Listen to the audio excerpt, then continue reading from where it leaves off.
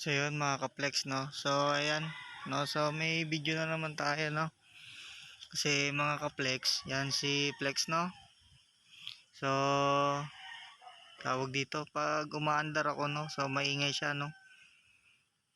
So parang may tumutunog, no. So sa tingin ko sa bearing yun eh. So ayan, no. So sa bearing yung mga ka-flex, no. So patingin ko siya, no. Dadaling ko siya dun sa Rusi mamaya, no. So update ko na lang kaya, no. So sana hindi malala yung gastos. Kasi ano yan eh, na 'di ba nung mga nakaraan umuulan, so nalulusob sa baha, no. So napanood nyo nga yung video, 'di ba, sinipa-sipa kasi nga kinalawang doon sa may sa ano dito, 'di ba. So ayan, no. So pag gumaandar kami maingay, no. Pero pag naka-center stand ganito hindi eh. So dadalhin namin, no.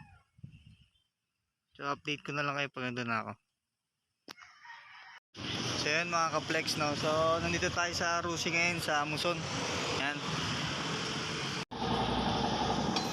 Namin dyan.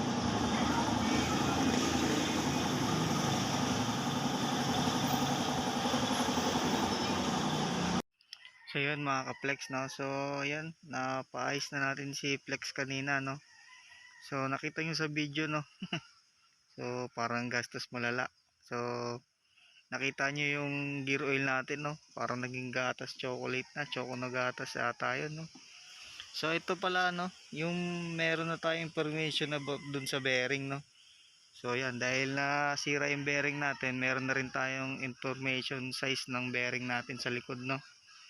So yung isa kasi wala dyan kasi tatlong bearing daw yan eh.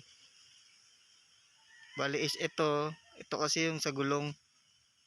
'Di ba yung dun sa gulong mismo dito. Ayan. Yung kumukonekta dyan, no. So ito yon basag. At ito yung sa loob daw to ng gear oil eh. Ito, pati ito. So ang nangyari daw, dahil nga nabasag to mga ka-flex, so magkatabi lang daw din to eh. Pati ito. Yan. So dahil nabasag to, pati ito naapektuhan. Kasi nga magkasama, no. Yan. So grabe nga, nasira eh. Lala. So yan mga ka-flex, no. So ito pala yung ano, nagastos namin. Yan. Kita ba?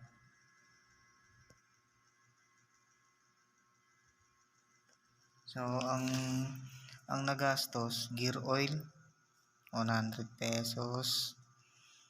Gasket maker 40, grasa 45. Yan. Tapos bearing 6204 180. Tapos bearing 6202 150. Yung special bearing 350.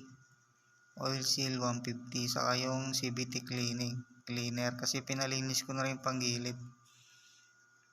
Yan. So hindi nakasama dyan yung 150 kasi binigyan ko ng pambayad yung nagmekaniko kasi yung daming ginawa eh. So sinabay ko rin dyan yung panlinis kasi ng panggilid. So yung bola, may tama na yung bola eh. So papalitan din namin. So walang stock dun eh sa Muson. So pupunta kami Tungko. Baka bukas o kaya mamaya. Yan. So ano lang naman, no. So learning experience lang naman, sabi ni ano ni Chot Reyes. So pagka may baha mga ka-flex, no. So gear oil na agad kayo, no. Palit na agad kayo ng gear oil para hindi umabot sa ganito. So sa baha din kasi, no. So tapos sa ano din, paglubak. Sa paglubak, dahan-dahan lang kasi doon din nababasag yung bearing, no. Tapos pag kunyari mabigat pa yung dala nyo, tulad nito.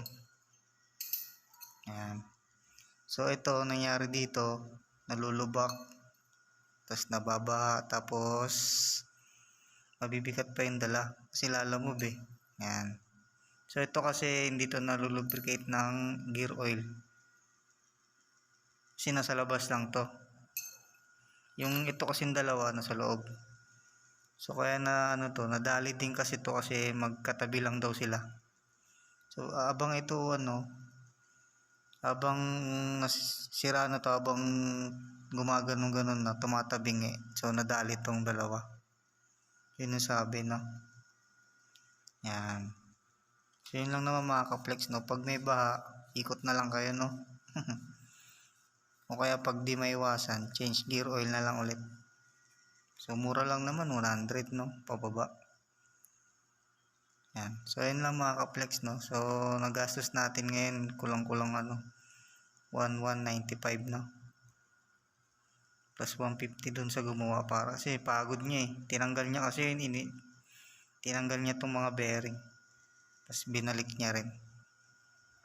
So yun, no, thank you.